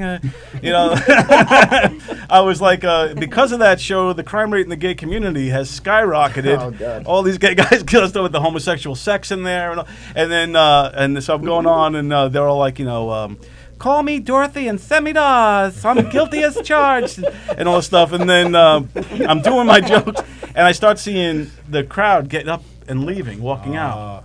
And I'm sitting there now, the flop sweat. How do I get out of this? Right. And I look over, and I can see the backstage. This is in like Stony Brook, and I see this line of about like 6 more comics waiting to go on after me. And this is what Saad. Remember Saad, Sarah Warner, and all those guys were there. And I think it was like Tim Gage or somebody, and they're like, see the crowd leave, and they're like, all right. So now I feel like an asshole. Right? So I go, don't leave, it's all right, I'm getting off the stage. That's why I got like a bad wrestler. I was like, I'm going, you guys suck anyway. And I storm off the stage. And I walk past everybody, and I see all the comics just like looking. They're all like disgusted with me, and that hurt worse than the crowd hating me. Yeah. So then I just went home and then kicked the dog a little bit, and then. Those are the battle wounds that you'll never forget. And I got to tell you, those are the best days, man. I love doing this now. Yeah. Those stories back then, they made us who we are. Yeah. But do you want me to kick Gage's ass for you for acting that way? No, I still think Tim Gage is a great comic. I want to get him on the show. Yeah, he's awesome. I love all those comics, man. Saad Sarwan, I don't know if he's still around, still doing it. I haven't heard from him in a minute, but it would be great to get those guys back in the mix. Again, this was like the late 90s, early 2000s when I was doing stand-up, and I had that epiphany moment where I was like, I don't think I'm good at this. And then I stopped, but and it was pretty much after that bomb, I was never quite the same. That's why I was asking about recovering from bombs, because it's hard to do that. It's hard to get back up on that stage with your confidence dented. So, but that leads us now to you guys. Your 3-minute stand-up sets. I've been waiting for this 3 minutes all night. I don't remember being told that. Oh, how much? Oh! Well, guess do your best I have 3. like 6 minutes. You had 6 minutes? Yeah. You have 5 and a 6? half. I could do 6, but I mean, I got I just Like We- 5 and a half. tried to keep it around 3. But, We could do if you guys are both in agreement, we could do 5. yeah, I got a problem. 5 minutes each? All right. It's not gonna, like, you're not going to count the timing like exactly, are you? No, it's going to be timed. Okay. We're timing it because this is a legitimate show. We get a little heads up. I also want to say We get a little heads up. We get a little heads up. Yeah, I'll tell you when we got 30 seconds. When we're at 30. I do want to say one thing. My brother Greg Sill's watching. He said that Billy Joel went to White Post Farms. Were you there that day he showed up? Sally and I were there. Oh, cool. We don't want to talk about it. we were. They have an area at White Post where you can have a private party, private rooms, and they have children's birthday parties. So there was an area by these private rooms. Somebody had the private room, and then they kind of cornered off some of the area where an area of the farm, some of the animal farm where some of the animals are. But it's not uncommon for them to do that. So nobody really thought anything of it, just another birthday party. In fact, most of the employees didn't even know. And then the next day, they posted a photo of Billy Joel and his daughters, at White Post Farm celebrating the birthday. And where they took the picture, if you went just 100 feet past them, that's where I am. Oh man! So the whole time, the whole day, you were 100 feet away from Billy. Well, yeah, I don't know how long he was there, but yeah, however long he was there, I was 100 feet away from the man and had no clue. But it's fair to say that Billy heard you go here. That's heard for it. sure. And he may have even heard the guy who took the mic and said, "You're a fucking asshole." It might have been that same day. And then he said, "Holy crap! I think that's my friend Tom Petty." He's like, "Is Petty here?" Tom Petty's here. So maybe it's a good thing, that he didn't see the face of who was annoying him with the yeehaws all day. But No, that's crazy how he could be there and nobody know. Like that's some crazy. Sally and I actually have had the pleasure of meeting him.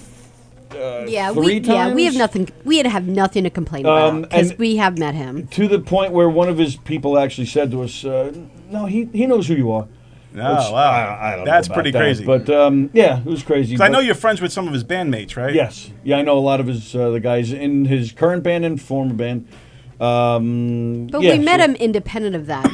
We went by his motorcycle shop and the mechanic let us in to see his motorcycles and he ended up talking to Billy Joel for 30 minutes. Yeah, Wow. Yeah. Wow. Yeah. Super guy, and we're both from Hicksville, where he's from, so we had a lot of that. That's stuff pretty cool. in common, I tell everybody, again, I lived in the South for 16 years in North Carolina and Georgia, and I always tell everybody that Billy Joel is our Bruce Springsteen. Sure. He's he's a made man here on Long Island, and we love him.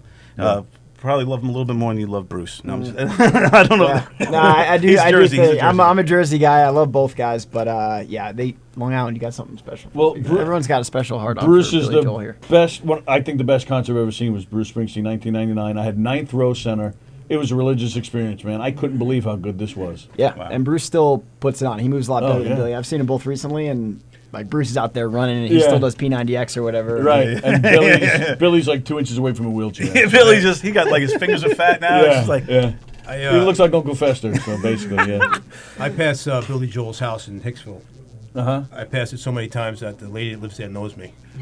She just moved, actually. She's Did a she? friend. She's a friend of mine. Oh, yeah. really? She, Oh, nice. she used to post all the time on Facebook. Please stop taking pictures of my house because Yeah. it's his childhood home. Oh. This poor girl. Yeah, she just moved out of there. I used to drive by with blasting Piano Man or something. That's gotta be a horrible house to move. I don't even know if into. I was I know, doing it right? because I like Billy Joel, because I was just being crazy. I was just drive down the block playing "Moving Out." Or Hey, something. you and everyone else. All right, it is time, folks. It is time for the comedy once again to ensue. Bonnie and Joe. Let's do a quick little rock, paper, scissors, see who goes first amongst you two. You guys know how to play rock, paper, scissors? Not really. You go 1, 2, 3, shoot, and either throw scissors, paper, or rock. Okay. And then whoever wins goes first. Or gets the call whether they want to go first or second, all right? You have the option. So we'll do one rock, paper, scissors. Ready, set, and go. Scissors loses, rock I wins. got him in my nail. Joe, what do you want to do? First or second? I'm going to punt. Sorry. I'll let Bonnie start it. Oh, thank Bonnie will you. go first. Bonnie, you have 5 minutes. Are going to be on the clock. I might end a little early if that's all right. Yeah. So this is the best 3 minutes. I did part of it already in one of my answers, so I won't do that again. Right. Okay. This is round 4. Let me tee it up. Round 4. It's the time we've all been waiting for. This is where we get to see the best 5 minutes that each comedian has. This is their stand-up set. Ladies and gentlemen, I introduce to you Bonnie Scalisi. Hi, everybody. All right. So, I'm going to confide in you. I'm going through a midlife crisis, for real. So I'm seeing a therapist, and I had sex with him. Now he needs therapy. So I am a retired kindergarten teacher of 35 years. And I'm only 32. Every day school was so chaotic. It was like, Billy, stop running around. Samantha, take your finger out of your nose. And Mikey, stop crying. And that was just the faculty lounge. And it's hard for me to stop being a kindergarten teacher now in my regular life. So I'd be having sex with my husband. I'd be like, ooh, your face is going to get stuck like that. And, another thing is I used to be really overweight. I lost 80 pounds. Whoa. Wow. Yeah, I was so fat that at my school there were only 2 skinny men. So they asked me to play Santa, which I thought was weird because I'm Jewish. And one of the fattening foods that I love to eat that got me so fat is bacon. I know that there's a special place for me in Jew hell, or as I like to call it, Florida. Nice. So now that I'm retired and I have time for myself, I actually go to the nail salon. I'd never been before. And while my nails were drying, she started giving me a back massage. Yeah. A back massage without having to give anything in return. I had to stop my automatic response to kneel down and give her a blowjob. That's a marriage joke. You know, I told my friend Sally I don't masturbate. And she said, why? I said, between the controlling husband and my autistic kids, I'd rather do heroin. So I'm going to tell you that I take things at face value. For instance, I was surprised that Kids Gap didn't sell children. I was disappointed when I went to Dick's. Let's see what happens when I go to BJ's. You know, most stores are geared for men. BJ's and Dick's. How about a store called Rub Your Feet and Fix Your Own Dinner?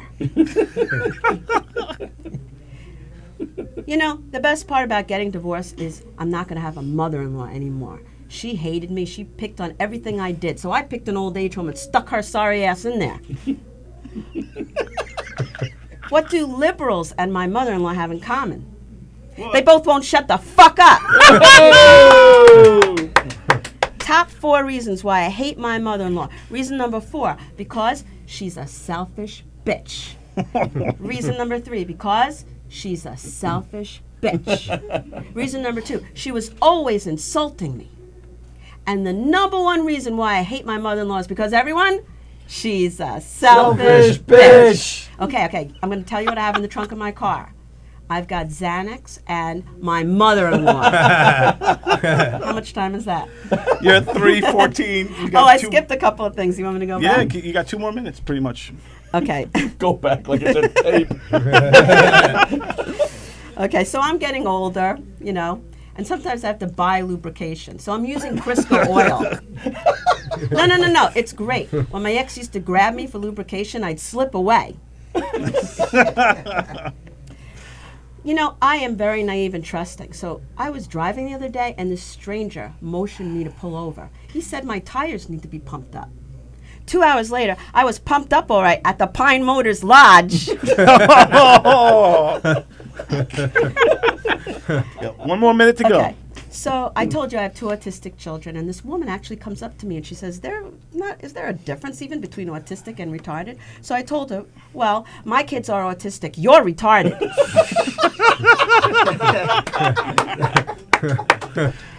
You know, I am writing a book for parents who are raising autistic children. It's called You Clean the Shit Off the Walls. That's an autism joke. Okay, that's all right, very good. Bonnie Scalisi. Nice. Thanks. She's great, everybody. I enjoyed that set. We're going to let the judges deliberate. How do you feel now, Bonnie? I screwed it up. What part do you feel like you screwed up? I thought I was running late. I mean, going over, so I skipped some stuff. And then I tried to go back, and then I left a few things out. But did you find it, like, in a smaller room like this, was it more challenging than on a stand-up stage, or was it No, I liked easier? it better. This is more intimate setting? Yeah. I get more nervous on the stage. Right. Yeah. Very cool. You did great. I enjoyed it. What I liked about it, too, is you kind of went personal, like your personal life in there. And that's the true sign of a real comedian, is someone who kind of shows you who they are. Let's start off with Kyle. Kyle, what do you think? And what do you give the score? I thought you did great. I thought you brought your sweetness, definitely came through. Thank you. And bringing it back to your own life is great. I thought it was awesome. I'm gonna leave the door open a little bit, but I'm gonna go 9.5. Ooh, thank you. Great. You. I would think my one knack would be what I really like about certain comedians is that when they're saying their jokes, it looks like they just thought of it like at that moment. And I know, you had your paper and stuff, but like one of the things that, to me when I watch like an ace comedian is it's just like, oh, I'm thinking of this right now. So I have maybe such a bad memory. Yeah, I don't know if that's rehearsing or what that is, but I thought if you did that, I think I think it's called, what is it called when I have the short-term memory? Yeah. So, like, it takes me, my 90-year-old father, I make him sit with me, and he has the script, and I'll just do it over and over and over again, and the poor guy is like, no, you messed up the line again. And I just do it over and over. It doesn't come easy for me. Yeah. Yeah. Sure it's tough. All right, Joey, what do you got? Well, I got to tell you, Bonnie. You got me again. I'm going to give you a 10. I know Whoa! Thank you, Joey. Now, this is nothing other than I'm looking at a sweet, innocent woman sitting there. And I'm laughing a little extra because of the stuff coming out of your mouth. I used to call her a cunt in my film. And there it is. And my friend John Alvaro goes, that's gold. That's you gold. got to keep That's that in gold. there Yeah. because people don't expect you to If you come. don't expect but it. That's a little rough, I think. Yeah, that's you know what that maybe 1 out of 5 sets would be great, but I don't know, man, because a lot of women hate that. A lot of women hate that.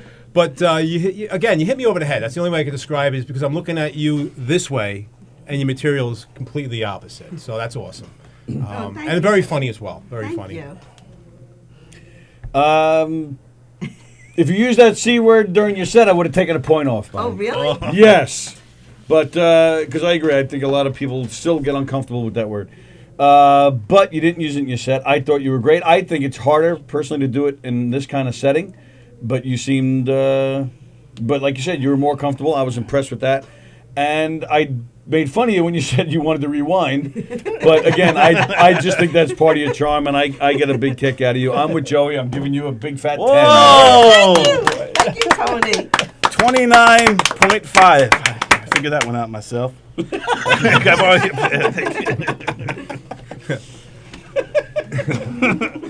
All right.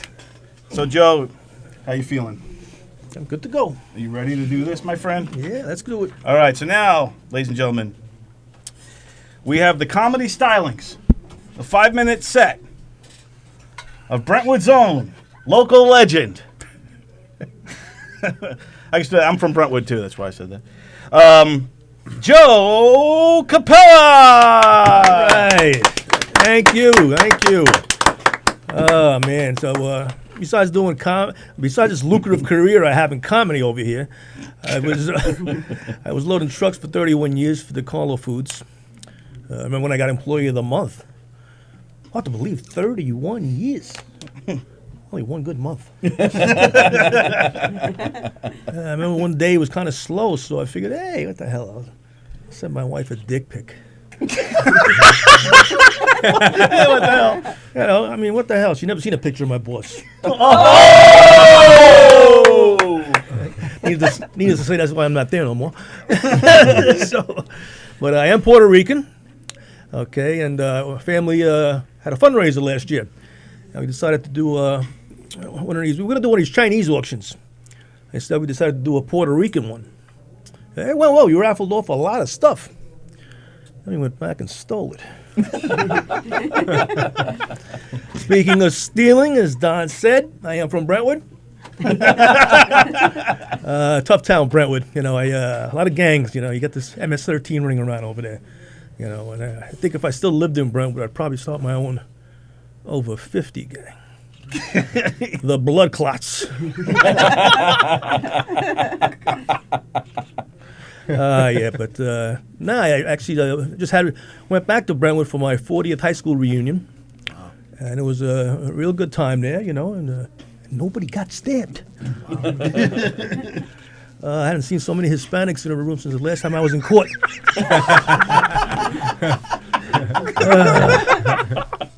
Yeah, but say what you want about Brentwood High School. It made me what I am today. Unemployed. Yeah. So next week I celebrate 34 years with my wife, Sue.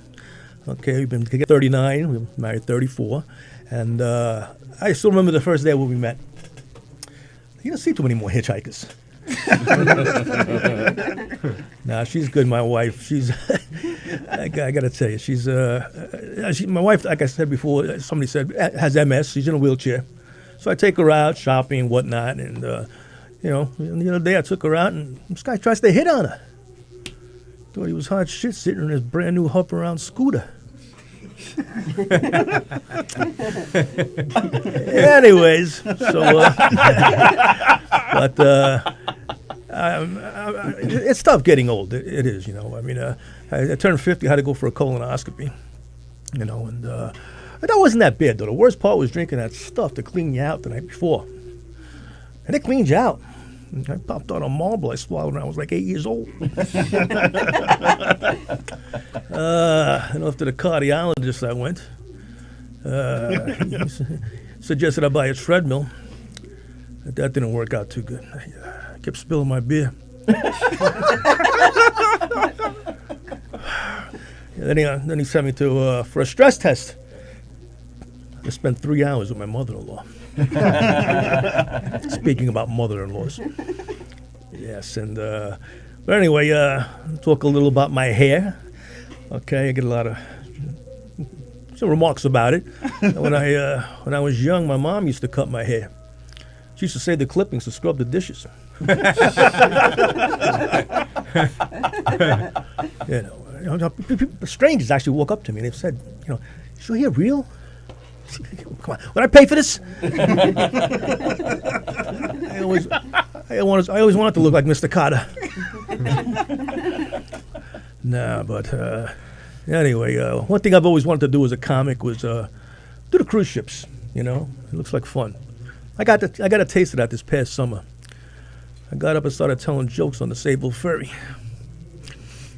No? The Sayville Ferry. Oh, the Sayville Ferry. I'm sorry. I thought you said disabled ferry. I was like, you have 30 seconds. All right, but getting back to being old and stuff. I remember when I was young, in my wallet, I used to carry a condom. Now I got a ShopRite card. On that note, that's all I got. Yes. Okay, thank you. Joe Capella, everybody. Joe Capella. Very good, Joe. Very good stuff. How you feeling now, pal? Feeling good? Yeah, it was a lot of fun. The whole thing was great. Excellent, excellent. Well, the judges are deliberating right now. I guess I want to say you both did really good, Joe. I really enjoyed your stand-up. Again, it was very insightful. You just played all the corners, all the angles on it, and I love that you addressed the hair because I think your look defines you guys when you get up on stage. It's the first thing people see. They judge you automatically, and I think that when you have a unique look, nobody remembers your name. You know. yeah, but they'll always remember, hey, the guy with the hair. You know, and I think that's a good thing. I think it's good to have a unique look. Benny would know. I should have worn my T-shirt. Do you remember the T-shirt I had, a cartoon character with the hair, and it was but it's kind of a little old and shabby right now, but. But it's good to see some Brentwood representing up in here, man. I'm part of the blood clots. There you go. I'm not over 50 yet, but I'm getting there. There you go. All right, so we'll start it off, Joe. What do you think, man? What's your score for Mr. Capella? Joe, as I said, I'm a DJ, and the entire time during your act, I have Chubby Checker, the twist going through my head. You had such a good twist to your jokes, man. I didn't see him coming. Half the jokes, I didn't see the punchlines coming, and you did it with a straight face. I thought overall it was awesome. Okay, so I'm going to give you a 10, and if Don will let me, I'd like to throw a +1, maybe back on something else. If I'm allowed. I don't know the rules, man. Since this is our debut show, why not? We'll give him the extra point. Allow the extra point. I don't know how to make it up. You have two great comics here. They are both good. Absolutely. I think they're both awesome. I'm giving them a +1 because I feel like it deserves it. Awesome job. Great delivery. Thank you. You're talking about Brentwood. I live in Massapequa Park by the preserves, and I don't want to be in there tomorrow morning, so I'm going to give it a +1. Thank you. We will accept the +1. Thank you. The Gagoot said it's okay, so we're going to move forward. It's a nice. All right, so what do you think? We'll go Tony. I loved it. Can I will ask though, what is the Sayville Ferry? I didn't get that one. Yeah. I didn't get that that. one too. Okay, that ironically, that joke always, I finish with it because it always does great. Really? And it's the Sayville Ferry is a ferry. Yeah, The ferry that goes to Fire Island. Yeah. Sometimes that's Port Jeff Ferry. I'll say Sayville. Okay. All right. But that one always, surprisingly, nobody got it here. That's the one I always didn't expect much from, but it always gets Good laugh, so I figured, fuck it. Well, I was just asking out of curiosity, but because it doesn't really matter, I gave you a 10 as well. Wow. I thought you were hilarious, Yes. man. I thought you were hilarious. Thank you. Thank Absolutely. You. Appreciate it. Nothing more to say. Just thought it was hilarious. Very good. That's it. Good stuff. Good stuff. And Kyle, what do you have to say, pal? Yeah, I thought good set. I mean, it was really you got the hair. I thought the hair bits were fucking great. I thought the guy pulling up in an electronic wheelchair to hit on your wife. I feel like there's that's a really funny premise. I feel like. And there might be a way to work that out a little more because it's a hilarious premise. Peter Bales thought that was my best joke when I went when I did about the brokerage. When I took that class, he goes, "That's your best joke." And wouldn't you know, I forgot when I did the show. I said, "I was like, son of a bitch." Yeah, I feel like that could definitely land better. But yeah, I loved it, man. 10. Nice. Wow. Nice. Loved it. All right. So that's everybody. 31. Thank That's you. 31 for you. So what we'll do is if they total up these points, you're going to give me a half an hour to do the math. Take some calls. But I do want to say, if anybody wants to call in now, we'll take some calls and you can talk to our two contestants here, or if you want to talk to our judges. What are we up to? 100,000 viewers? We are we have about 10 minutes left on our time, so I do want to give everybody here their plugs. While I do the math, we'll start with Tony, and then we'll just work our way down the line while I'm doing. Well, yeah, we don't mathematics. have it up on the screen. So the number actually is 516-465-3990. 516-465-3990. Plugs. You can catch the Knock 'em Dead Comedy Radio Show every Monday through Friday right here on govsradio.com. We're on Facebook sometimes, and we're on YouTube. Govsradio.com. It's the Knock 'em Dead Comedy Radio Show every Monday through Friday, 11 a.m. to 1 p.m. We just talk about random stuff. We bring in some great guests. We just have a lot of fun musicians, people of interest, comedians. We've had Jackie the Joke Man in with us several times, Joey Cola, Joey Petroni, Bonnie Scalisi's been in numerous times. Benny's been in a couple of times. Mike Del Judas from Billy Joel's band. Joe DeVito. What's that? Joe DeVito. Joe DeVito's Del been Judas is great. What's that? He's great. Del Judas got a great voice. Del Judas is fantastic and a very funny guy too. Billy when he does the Italian The Italian opera thing Nessun Dorma, yeah. Oh, it's amazing. It's Insane incredible. Del Judas. Yeah, he's a great guy. We've had a lot of great guests. We have a great time. And you can catch our live show, Knock 'em Dead Comedy. We're performing out the River Walk Restaurant in Riverhead, Long Island. That's on the East End. That's November 15th. November 16th, you can catch us at Maria Regina Church in Seaford. Both shows are doing some murder mystery shows. Go to knockemdeadcomedy.com to see our full schedule, information on who we are, what we do, and booking information. And don't forget govsradio.com as well. And vote for Best of Long Island. Govs Radio is up for Best Radio Station. Knock 'em Dead Comedy is up for Best Party Entertainment and Best Party Planning. What am I missing? Oh, I'm up for Long Island Personality. Best Yes. personality, Tony Walker. Tony Walker for Best Personality, folks. Put your votes in now. There you go. Thanks, Don. Appreciate the plugs. Yes, indeed. Joey Petroni, what do you got happening, my friend? Well, I was a landscaper. I'm putting the word "was" because I think I've had it with landscaping. The insurance is crazy, and I have crews working for me, and I can't trust them. Yep. Wow. Right? And so I'm gonna. Oh, that's right. You were here that day, Yeah. right? Somebody stole something from you. Yeah, when well, you were here. no. So, I had two guys. They were going to the bathroom behind the customer's shed. Oh, that was it. Yes. So the woman called. I talked to them, right? And this is kind of real, but I told them. So the next day she calls me up. She's like, "They're still doing it." I said, "I told them to jump the fence and go in the neighbor's yard." You know. My crew showed up to it was supposed to be at 95 2nd Avenue. They went to 95 1st Avenue, started ripping out shrubs and stuff. They were at the wrong house. Oh, jeez. Oh.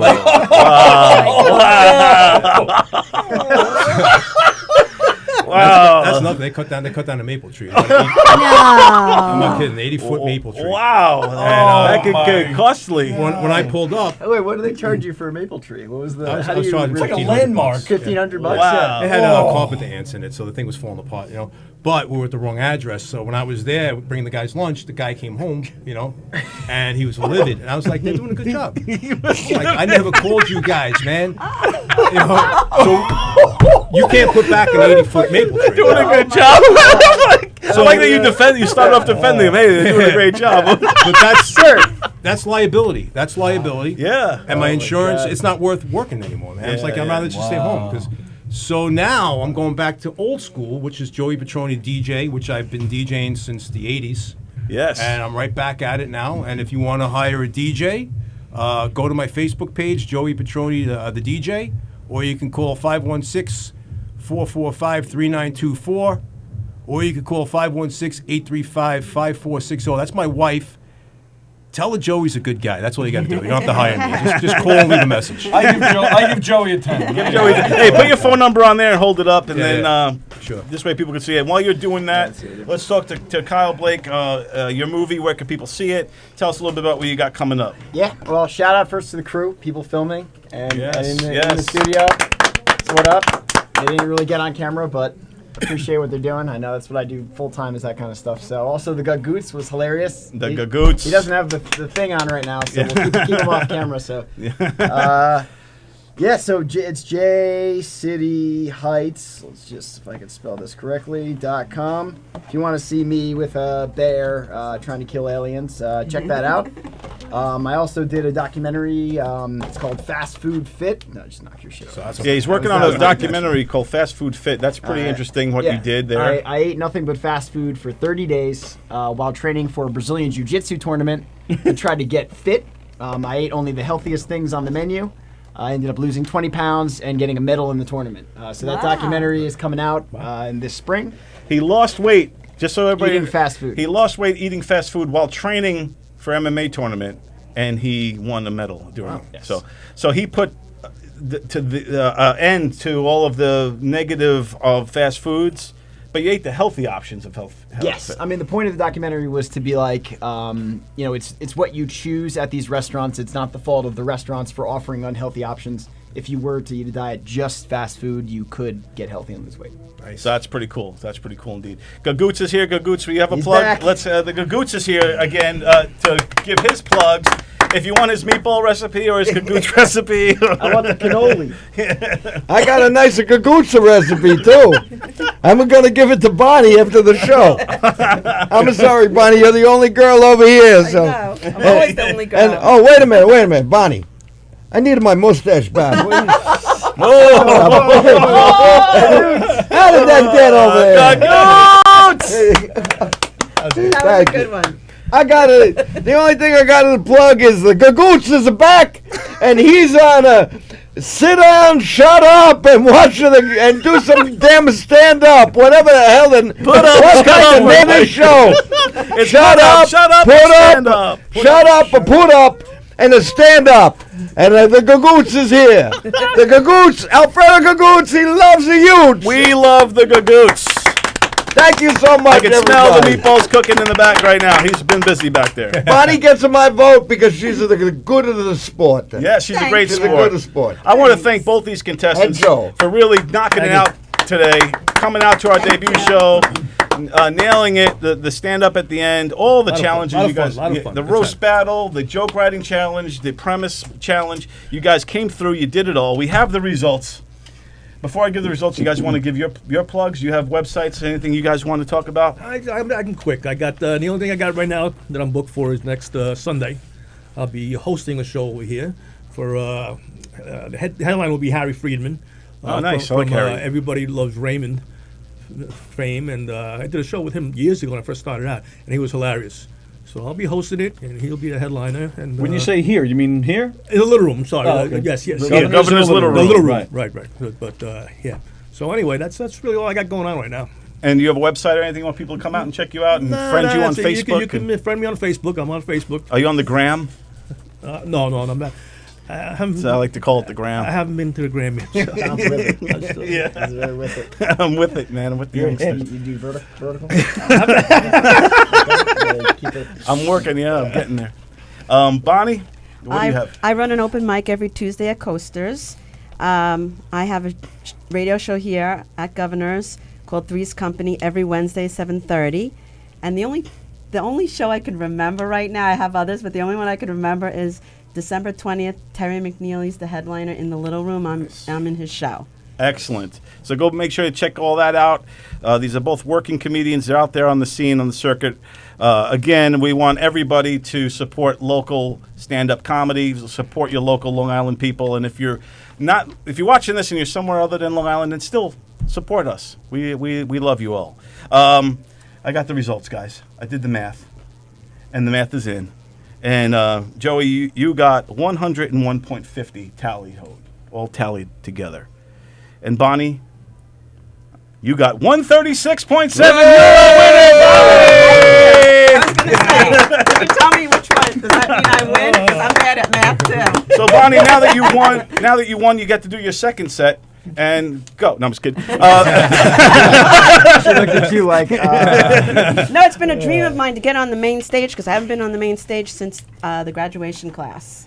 I've been in the little room tons and tons of times, but not on the main stage. Right. So that's very Well, exciting for me. We're, Thank you. We're in the works of making dreams come true and magic happen and all that stuff. In the works. So stay tuned and we'll see what happens. But I do want to say that's the show for tonight. I want to thank Bonnie and Joe for coming on, and of course thank all our judges. What a blast tonight has been, everyone. And I wrote that down before the show. That's how confident I was that this is going to be a good one. Also, be sure to check out govsradio.com for all week long, as there are tons of great shows on this network here on this channel. Also, support Governor's Comedy Club and come on down and watch live stand-up comedy, because there's no better way to watch it than live.